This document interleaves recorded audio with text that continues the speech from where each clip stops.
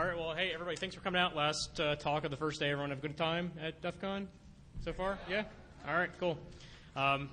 So great, thanks for coming out. My name is Eric Smith, and I am the Assistant Director for Information Security and Networking at Bucknell University in Pennsylvania. And with me today, but not on stage, is Dr. Shana Dardan. Stand up, say hi. She is the Assistant Professor of Information Systems at Susquehanna University, just down the street from us in Pennsylvania. So we're going to talk to you today about medical identity theft. So here's the agenda for our talk. We're going to give a little bit of background, talk about what is medical identity theft and what's actually going on in the world of medical identity theft. We're going to talk a little bit about HIPAA and how HIPAA is designed to stop what's going on, even though it's not actually stopping what's going on.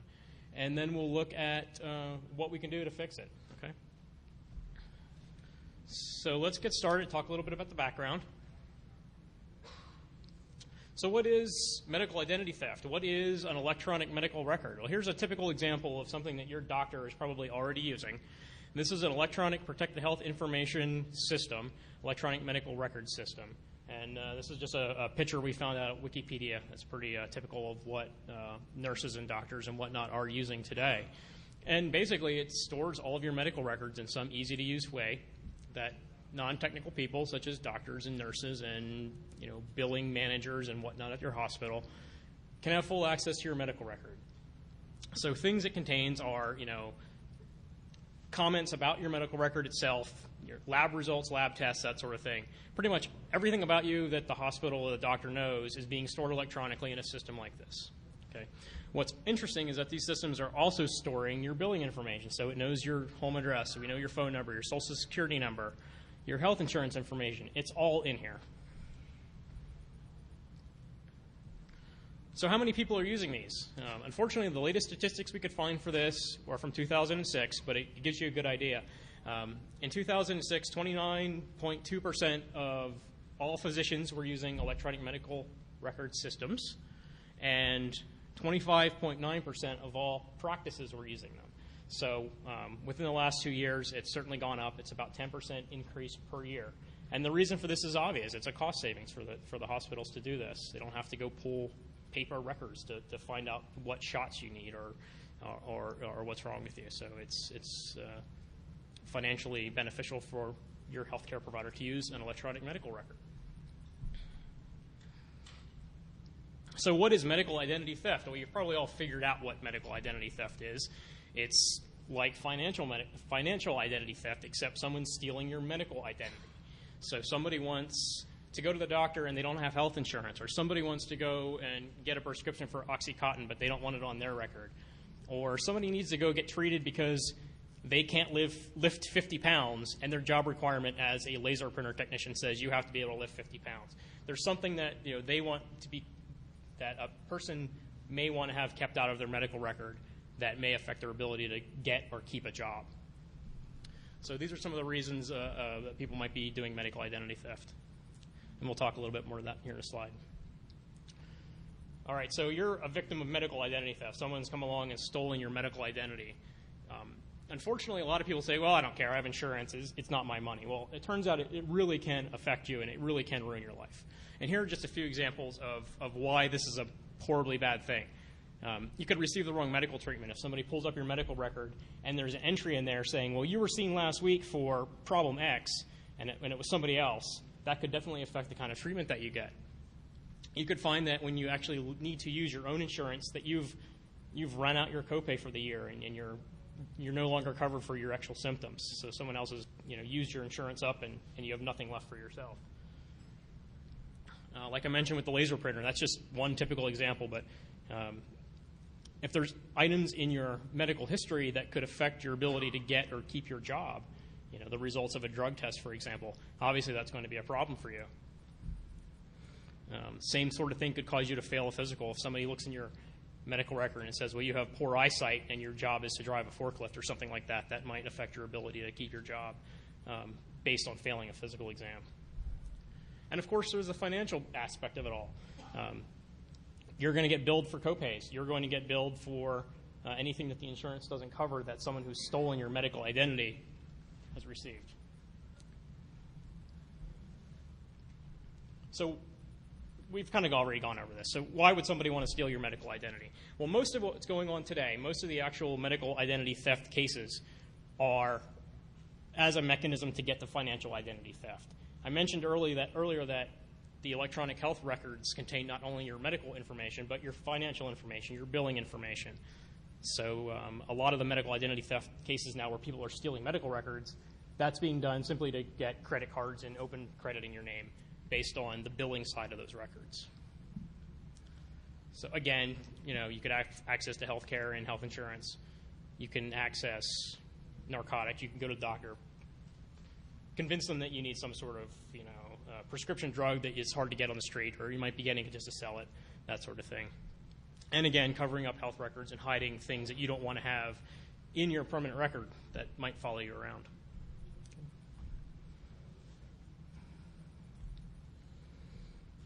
What's really interesting is that the identity theft perpetrators are taking note to this and realize that healthcare facilities are really prime, juicy targets for identity theft, not only medical identity theft, but also financial medical theft. Here's a quote from the Healthcare Information and Management Systems Society to address this. And basically, it says that the data stored in hospitals and healthcare facilities contains more data in one record than any other source. So instead of going after a bank or going after a school, we go after your medical record because we're going to get all of your financial information, all of your medical information, and these records are stored in institutions that typically haven't been targeted for this sort of thing. Banks know that people are coming after you. Hospitals, maybe not so much.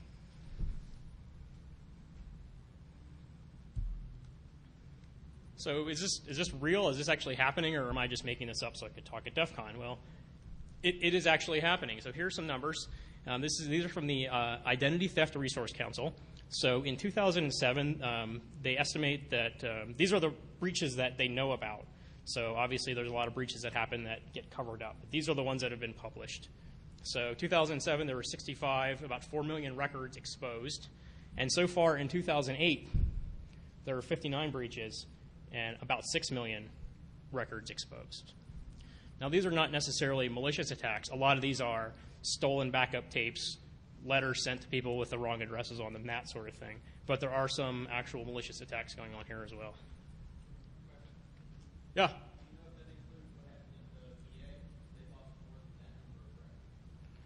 I do not know. I have to check the file. Yeah. Okay. Well, then I would probably say no, it doesn't contain that.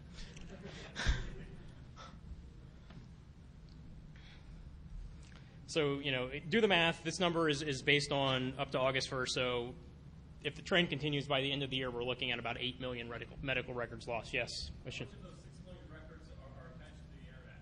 How much of this could be the result of Internet hackers? Almost none.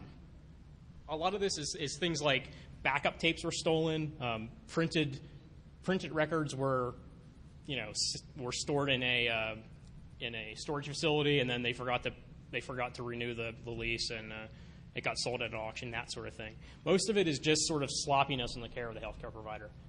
Now, okay, so I think we're gonna talk a little bit about where this is trending. But so far, a lot of this is just sloppiness on the side of the healthcare provider. Does HIPAA require organizations to know where the data is stored and subsequent access? Oh, we're going to talk to HIPAA to death, trust me. So everyone's been to the doctor. They've given you one of these. Everyone's gotten one of these, right? This is the warm and fuzzy, we care about your privacy document that they're required to give you. And the doctor here, he looks really happy. He's confident that they're taking good care of your medical records. And we'll see that may not actually be the case. Question? Do you have data on who reads those? I can tell you based on my own empirical study of one data point of me. I read mine, so I would say 100% then.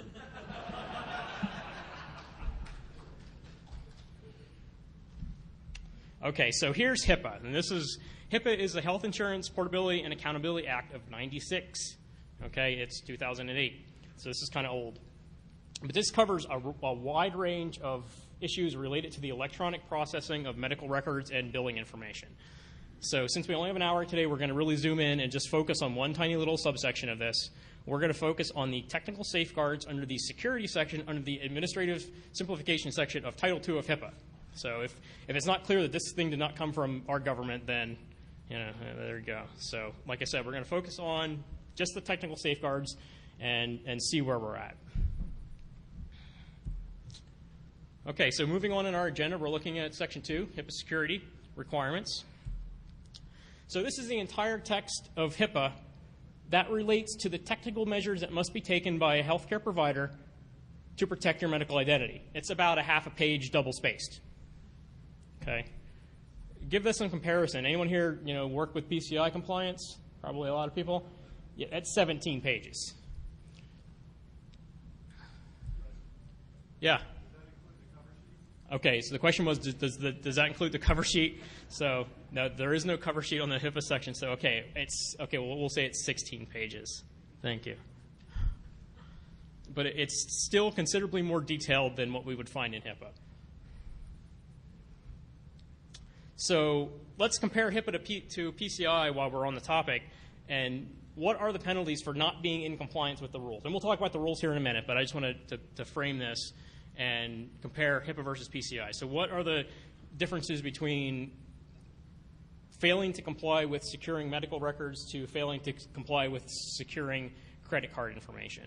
So under HIPAA, if an entity is blatantly out of compliance on a requirement, they're fined $100, and if they don't fix it, they can be fined $100 over and over, up to a maximum of $25,000 a year. Okay. Under PCI, PCI is not a government standard. It's negotiated with the credit card companies themselves, and the fines can vary based on your own merchant agreement with the credit card companies. But the fines can be huge and can be assessed monthly, basically trying to force you to get into compliance.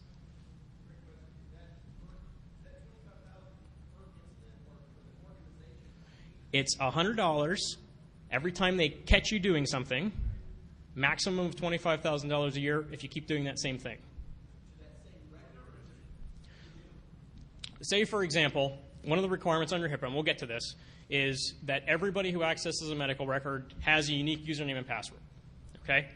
Say there's a hospital somewhere that has a terminal that's logged in 24/7 and all the nurses use it, and somebody complains and they get cited. Every time somebody complains, they have to pay the $100 up to a maximum of $25,000 a year. So obviously, in a lot of these cases, it's going to be cheaper to pay the fine than to fix it. That's true, right? Yeah. Okay. Can you speak up, please? Well, when it defines a person, an entity can be a person. Yeah. Yeah. There's actually a definition of a person in the HIPAA language, a government document, so we have to define person. Okay, so here's a table. This is basically just the distillation of the half-page technical requirements, and we're going to run through this a little bit.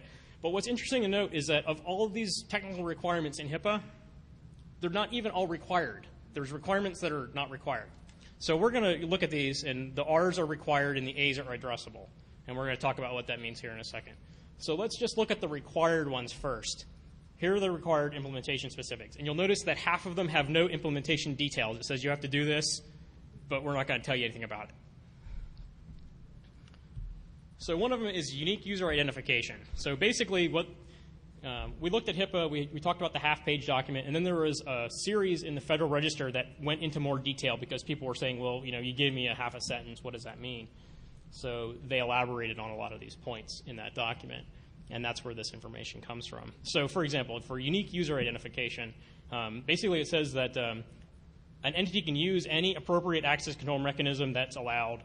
And they gave some ideas. Basically what it comes down to is that if you're a hospital, you can come up with whatever you want for unique user identification. You can have single-digit usernames, fine. You can have that sort of thing, as long as everyone has their own. In the initial draft of HIPAA, it required things like key fobs and multi-factor authentication, but people complained, so they took it out. There's a requirement for emergency access. Basically what this means is we need to get into your medical record. All the nurses are on vacation. What do we do? but it doesn't tell you anything about how you do this. So it's completely up to the hospital, and I keep saying hospital. It's any medical institution, but I'm just going to use hospital. Any medical institution to do this just has to come up with some policy, and that policy could be, okay, we wrote the root password of the server in Sharpie marker under the keyboard, and that would be perfectly acceptable in HIPAA. You just have to document that as your procedure. And I don't suggest using Sharpie because if you change it, you have to cross it out. You might want to use Post-it note. Another requirement is the audit control. So the initial draft was really looking to say, okay, who's accessing these medical records, when and why? Completely got taken out, and it's up to the entity to determine what sort of audit controls, if any, are required. So there's no specifics about how long we have to keep logs, what kind of logs we have to keep. It just says you need to have some sort of audit controls, write down what they are, good to go. And that's HIPAA compliant. And then person or entity authentication. Person or entity meaning an employee or a business partner, that sort of thing. There must be some system in place to identify who they are. And the initial draft of this had lots of language in about using multi-factor authentication, certificates, whatnot. People complained, so they didn't want to do that. So they basically said, okay, well, it actually says whatever is reasonable and appropriate is fine. So you, again, come up with whatever you think, and you're in. So if you want to just assign username and passwords, that's completely sufficient under HIPAA, and that's what most people are doing.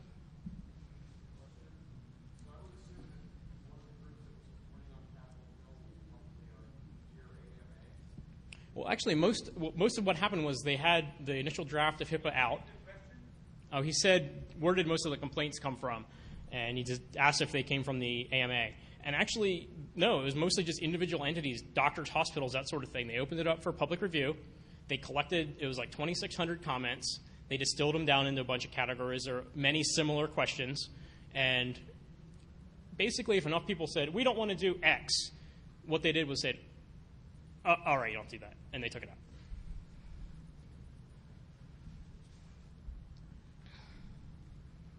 So those are the required implementation specifics, and you can see that the required ones really have no teeth. And it gets even better because there are more that aren't even required, and these are the ones that you would think are really important, like encryption, totally not required. So what does it mean to be addressable? It basically means you should probably do this, but if you don't, that's okay, just write down why you can't do it.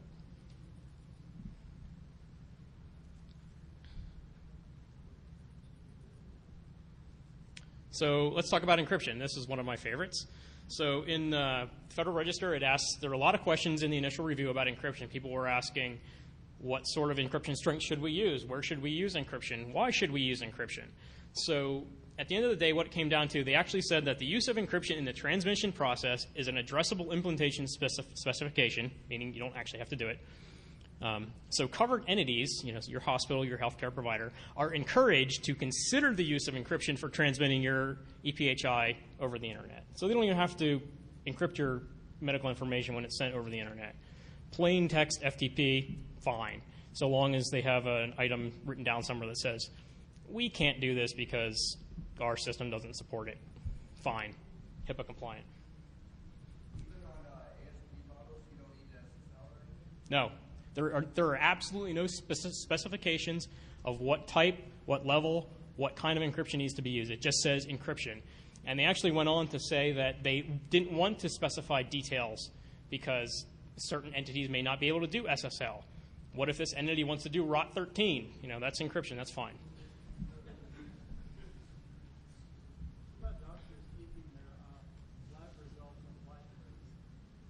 The question was, what about doctors keeping their lab results on BlackBerries?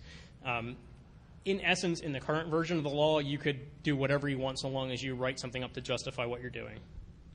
So if you said, well, BlackBerry, it's not a system, we don't own the back end to it, it's a third party, and they've assured us that they're using encryption and the data is safe, you're fine. So if something was to happen, as long as they said they had a document like that in place, they couldn't be cited for that. Okay. Data integrity, this is another great one. The initial version of the draft talked about data integrity. This is really addressing things like database journaling to make sure no one's coming in on the back end and mucking with your medical records. Again, people complain, so what they turned it into was that if you use things like CRC32 or a checksum on your file system, that's good enough. So it really took out any sort of malicious attack vector and just turned it into random data corruption, and it kind of took all the teeth out of it. So as you can see, one of the big issues with HIPAA is that it's really up to the healthcare provider to determine what it means to be HIPAA compliant. They can come up with whatever they want, and it's HIPAA compliant. And so here's a quote from the Healthcare Information Management System Society again. They have lots of good information. And basically says that, it allows the healthcare provider the latitude to do whatever they want and say it's compliant, and that's good enough.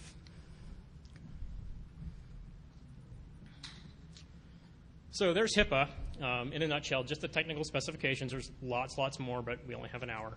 So just focusing on the technical specifications, we were curious, what does it really mean in the real world? What does it mean to have a healthcare provider be HIPAA compliant, have an actual, there's companies out there that are coming in and doing audits to say, yes, you're HIPAA compliant. So we had an agreement with a healthcare provider to come in and do a penetration test right after they had a HIPAA compliance audit done. So they got high marks. It's a really high-class place, doing a really good job, and so they contracted with us for a penetration test. And so we went in, and we decided to see what could happen. So I think it was 23 minutes that it took us to completely dump their database, something like that. So we were able to completely pull all their medical records, HIPAA compliant, and everything that we did during this penetration test, we never used a vector that was there because of them being out of compliance. Everything that they did was HIPAA compliant, and yet we're still able to get in and dump everything out. Yes. The question was, how do we do the penetration test? And I can't talk about that.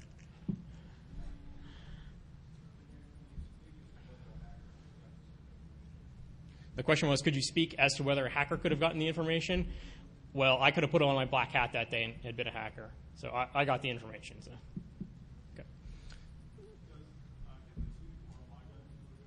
I'm sorry? I have no idea. Any ideas, guys? No.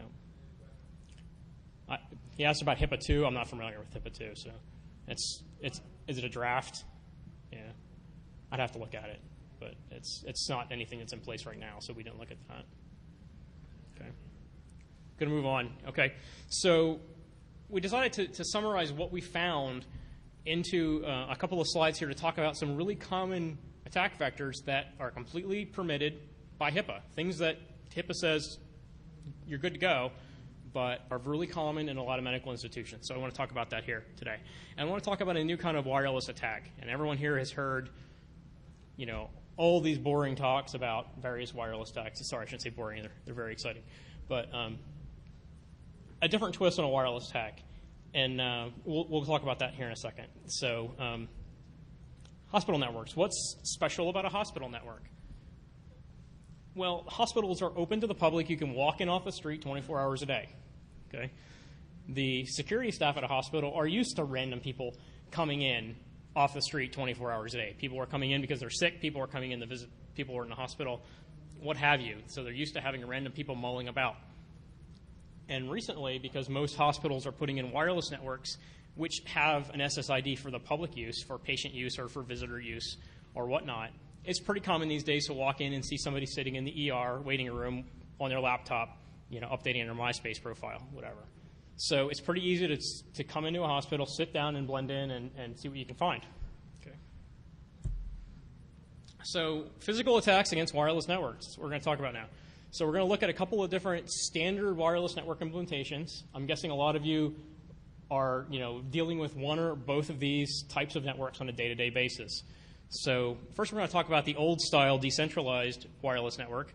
And I'm going to talk about Cisco stuff because that's what I use. But this applies to Aruba or whoever else you might be using.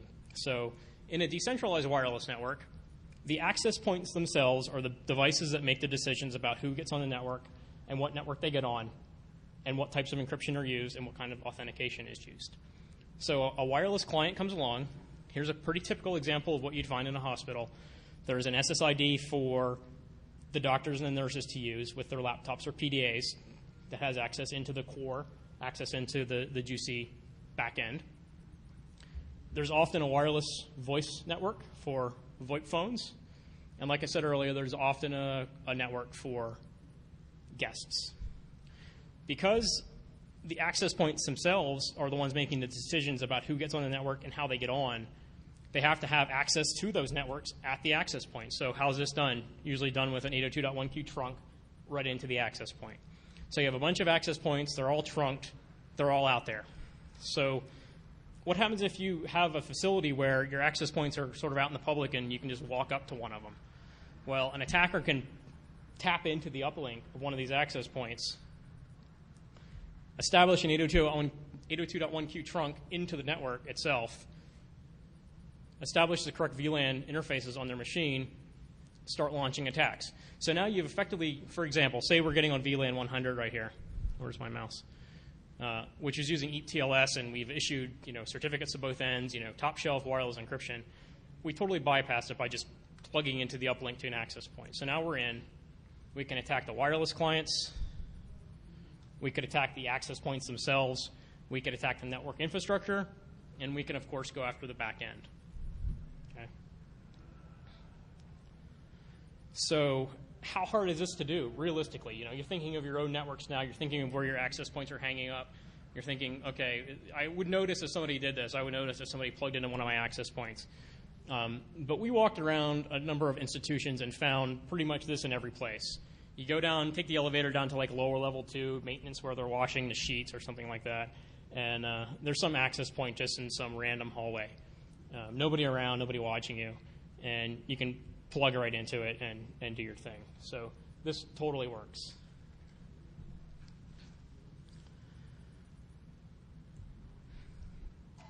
Okay, I'm going to talk about centralized networking, and this centralized wireless networks, for example, LWAP.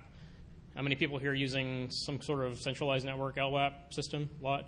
Hands? Nobody? One guy. Okay, great. In an LWAP centralized network, basically what happens is that the 802.1q trunk goes to a centralized controller in the back room somewhere in your machine room. And then what happens is each of the access points is connected to the network using a regular access VLAN. So they boot up, and what they do is they tunnel the traffic from the wireless clients the whole way back to the wireless LAN controller. So this sounds great. This is much better. You don't have to have trunks to the access points. You can just have access VLANs. You can ACL this off, so the only thing that network can get to is the wireless LAN controller. You have a lot more security options available to you than you did before. But you can still do all sorts of nasty things. So what happens if we tap into this? Okay, we're going to tap in. We're going to connect our machine to this uplinked port. We're going to get on the network. And in this scenario, what we're going to do is we're going to launch an ARP spoof attack against all the access points in this VLAN. Typically, when this is deployed, you have a wireless access point VLAN. You put a bunch of APs in it. They're all available on that VLAN. So we can redirect the traffic from the wireless access points through our machine, dump it off the disk, and play around with it later. But I said earlier that it's tunneled, so it's not terribly useful in its native form. So this is what the data looks like if you open it up in Wireshark. Wireshark correctly identifies it as wireless LWAP packets, but it doesn't really. You can't really do anything with it. You can't run it through DSNF or anything like that because it's not native packets. It's LWAP packets with the data encapsulated in the end. So that's boring. So here's the complete text of a Perl script I wrote to take that file and turn it into a regular PCAP file. So you can grab the LWAP packets on the back end, run them through this script, get your regular PCAP on the other side, and now you actually have a PCAP of anything that the wireless clients were doing. So and if you want to copy this script, you can download the PowerPoint and copy and paste. It's right there. So I'm going to show you how this works with a voice over IP demo, and hopefully this works.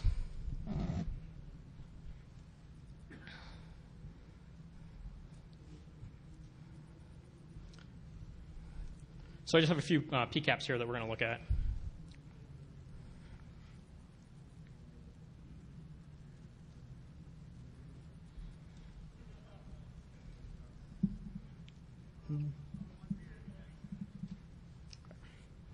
So this is going to look a lot like the screenshot that you saw earlier. Wireshark being very cool, it knows what all these are. It sees them as IEEE packets. But again, you can't really do anything with them. You can't do any sort of forensics on these directly. You can't use any other PCAP tools on them. It's kind of anticlimactic. So what happens when we run it through the decryption, the decoder script? I apologize for saying decryption because it's not encrypted. It's just encapsulated. So we run it through the script, turns it into regular old PCAP file. So now we have direct packet dumps of whatever the wireless client was doing. In this case, it was a wireless IP phone that we grabbed the data from. Scroll down here to the bottom, we'll see, and there are other clients associated on here at the same time. You see some random broadcasts and whatnot. Wireshark being very cool, it knows all about RTP, so we can ask it to analyze that for us. And if anybody was at our ShmooCon presentation last year, you've already seen this. We did this when we were talking about attacking Vonage adapters. So apologies if this is the second time for some of you seeing this. So like I said, Wireshark is very cool. Can pull these audio streams out.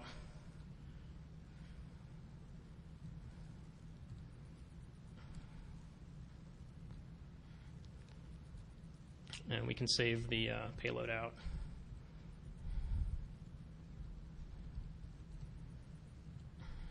And hopefully this works.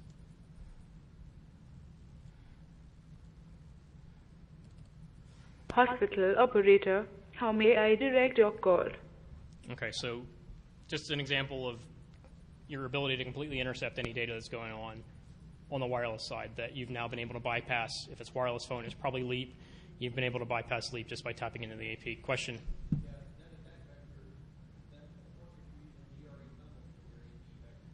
You can't do GRE tunnels from an LWAP access point.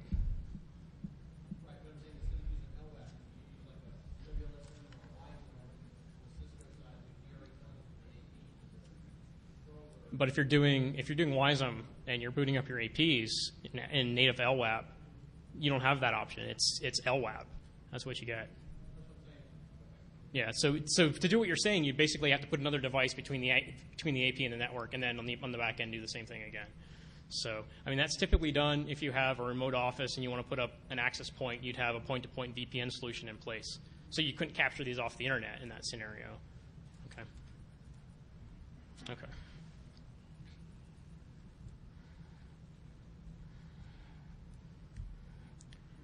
Okay, so I'm going to try to do this live, and this is just sort of asking for trouble. We're going to give it a shot because I need to do some stuff on wireless, and you guys are probably like going to de-authenticate me, but we're going to try it.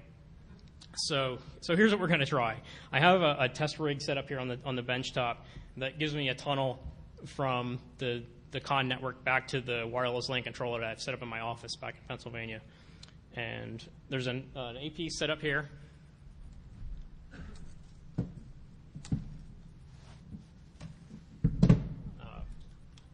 That AP is booted, doing LWAP the whole way back through the tunnel to the wireless LAN controller back in my office at Bucknell. And basically what we're going to do is do an automated ARP spoof attack against this AP, try to collect the packets, and then while that's running, we're going to go log into an ERP system, do some sort of medical query, something similar to what might happen in a hospital, and see what happens. So nobody de-authenticate me, please. So here's, I already showed you part of the rig, what we're going to do. We have the Cisco AP on the left that's connected to a WRT54G running OpenWrt and OpenVPN, creates the tunnel. And then we have the attack software running on this second WRT54G. And again, if you were at our ShmooCon talk, we talked about the Sipinator, same software, just we gave it a different MAC address prefix to attack, but otherwise it's pretty much the same as what we did before. So we're going to try this, and let's hope it works.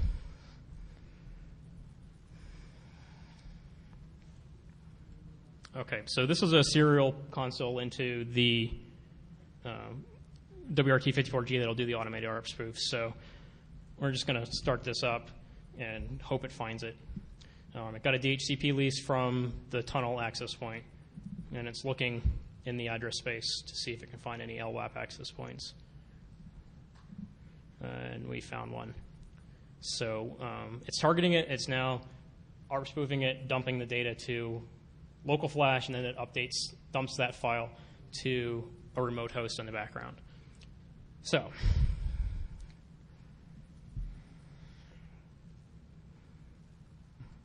Now you're all going to see my totally not elite AS400 skills.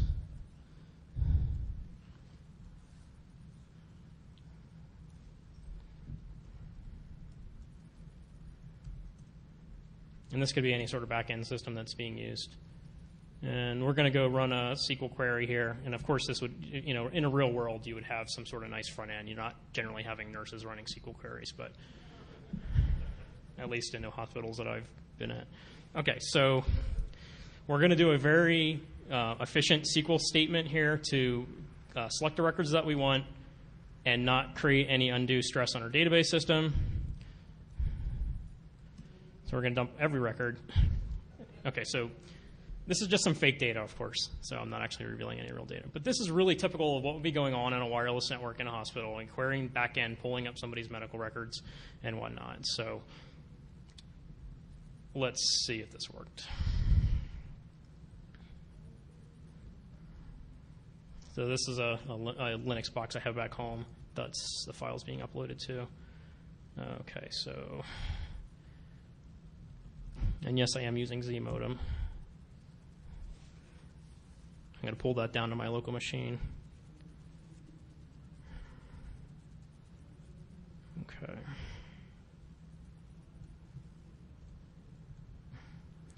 And again, this is going to look a lot like what we've seen already. Just, it's just LWAP encapsulated packets. Not very exciting. I sure hope my session's in there. Okay. So we're going to strip this stuff out. Okay, so we got 657 packets decoded. So that's a good sign. I'm going to send the decoded version down here so we can take a look at what's in there.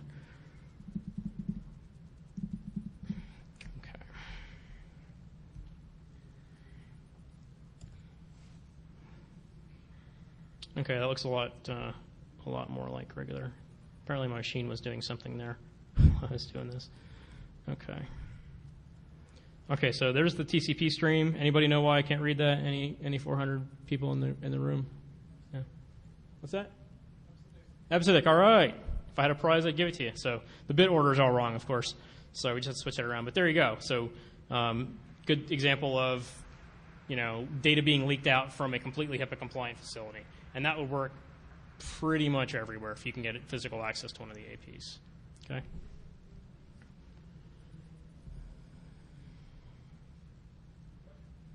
Yeah. I've converted some access controllers from iOS to LWAP, and I'm trying to put digital certificates in there. How do you get around that? Okay, the question was when he's worked with some LWAP access points, there's been some issues with digital certificates. That's true when you work with LWAP APs. There is a digital certificate in place that's used to encrypt just the headers of the packets, but the payloads are not encrypted.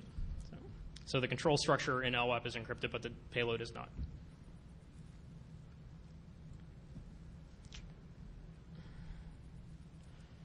Okay. All right, so going back to some non-demo, more PowerPoint-ish stuff here. So people are starting to notice that there's a problem with HIPAA, there's a problem with medical identity information leaking and getting out. So here's some information from a Harris survey. Approximately 9 million Americans believe that they or a family member have had medical information lost or stolen, and 69% of those same people polled have heard of a specific incident involving medical record leaking or being stolen. The graph here shows the HIPAA complaints that come into Health and Human Services for 2008, and you can see that's definitely trending up. So we talked earlier about the 59 breaches. I want to talk a little bit about some of the specifics. So this map shows where those 59 breaches occurred, and you can see this is not specifically a big city problem. This is happening all over the country, big cities, small towns, wherever medical information is being stored. That's what makes it a little more unique than like PCI is that PCI, you generally find that people who are processing credit card numbers are more concentrated in certain areas, but turns out people everywhere need to go to the doctor. So this is going to happen no matter where you might be. Question? Is there any way of looking up violations on the practice room? Violations? The question was, is there any way to look up violations about a particular practitioner? I haven't found anything, but I don't know. You would think it would be public information, but I haven't seen anything on it. Yeah. That would be nice. Yeah. Okay. So I want to look at a couple of these and take a look and see what's actually been going on with these breaches. This is a pretty good one. In April at the UCLA Medical Center, an employee was fired and then later charged for snooping through the medical records of a number of celebrities, including Britney Spears, Farrah Fawcett, and Maria Shriver. There were 33 celebrities involved. They only ever released those 3 names. And basically she was accused of selling that to a national media outlet. They never said who it was. But coincidentally, the next day there was an item in the National Enquirer about Farrah Fawcett's cancer coming back. So you can piece that together for yourself.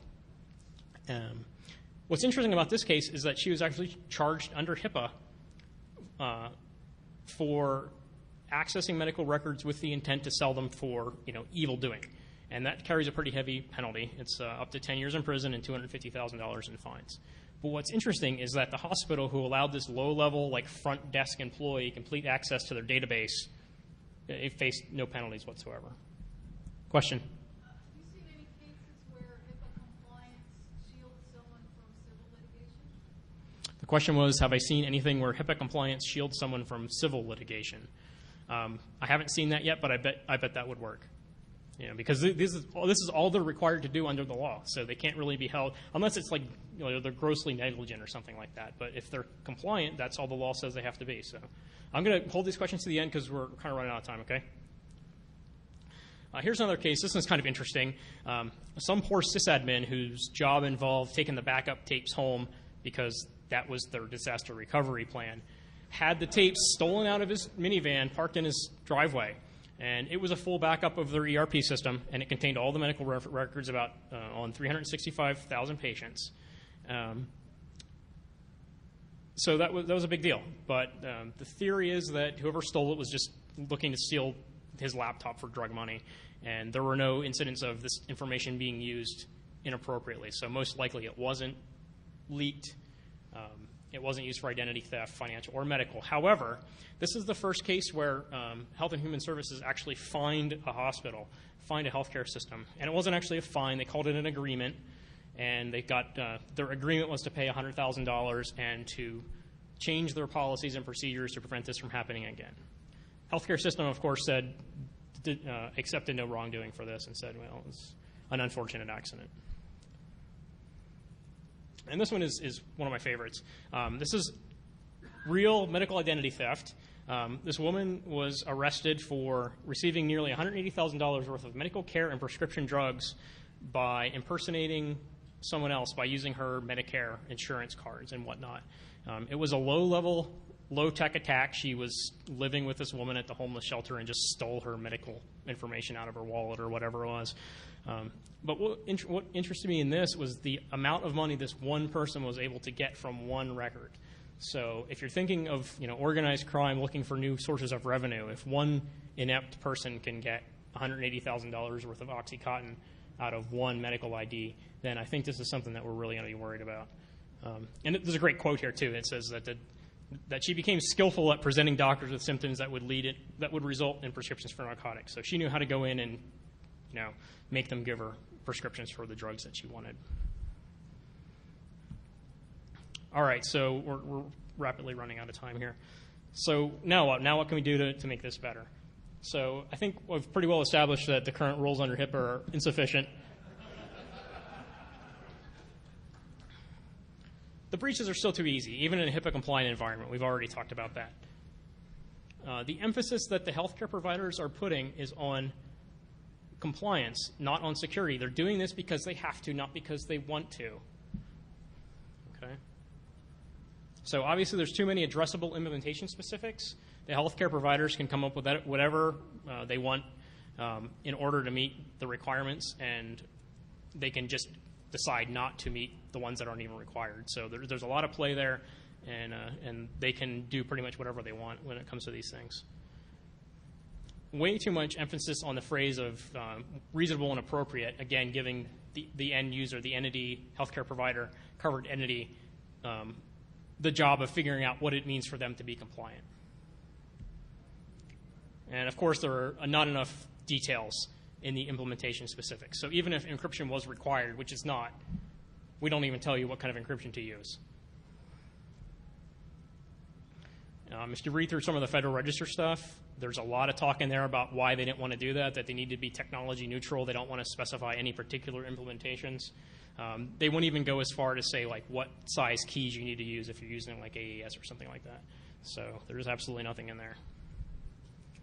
So what's happening? What's happening is really interesting. We're kind of coming full circle. HIPAA came in to address the fact that there was no central clearinghouse of, okay, this is what it means to be secure.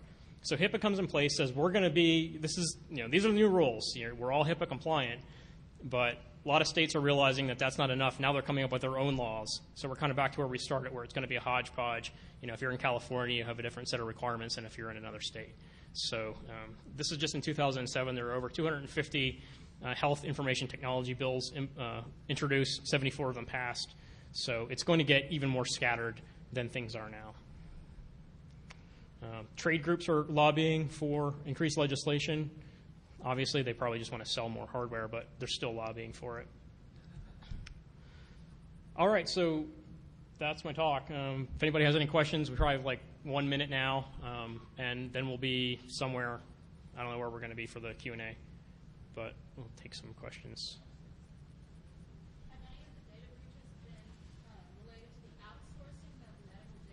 Oh, yeah, tons of them. Yeah, a lot of breaches happen at the third party. Yeah, definitely. Smaller entities or even large entities are outsourcing their processing, and then, the guy who loses the tapes happens to work for the third party instead of for the hospital. Yeah. Yeah, if you look through the slides, if you want to look at the references on the page, you can actually get the full details of all the breaches that we talked about today.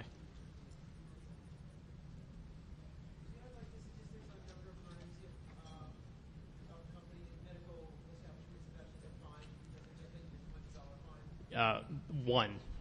Just that Providence was the only one that I know about yet. Yeah. If you look through the details, a lot of them the details of the complaints, most of the resolutions say, we talked to the provider and they're going to change their practice and they're not being fined.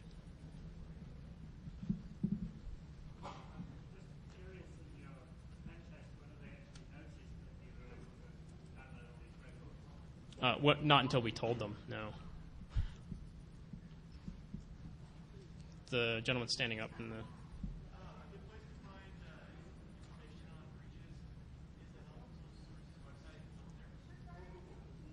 Oh, yeah, thank you. I hadn't thought of checking Google. Yes, sir.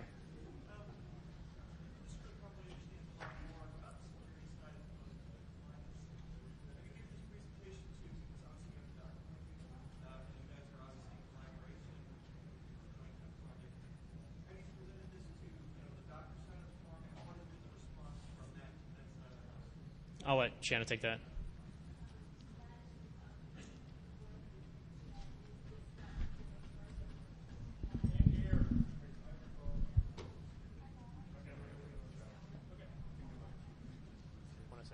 Okay, we're getting booted out, so we're going to go over to room 106. Anybody who wants to ask us further questions or tell us they didn't like our presentation will be over in room 106.